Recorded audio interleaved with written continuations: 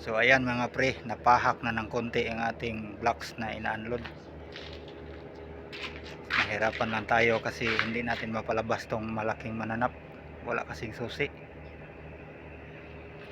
So ayun, kinuot-kuot na lang natin muna para mailabas yung mga blocks dito. Sa tulong ng ating anting-anting at saka nitong kaibigan nating maganda, nailabas natin ang mga blocks. Nalangay lang tayo ng konti kanina kasi natanggal itong sungay ng ating munting kalabaw. Buti at naibalik rin natin.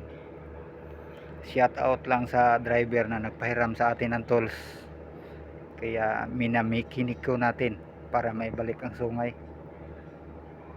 So dahil kumakalab ang sikmura natin, nag-init muna tayo ng kape. Papap kunodol, papap dol. Kape muna tayo.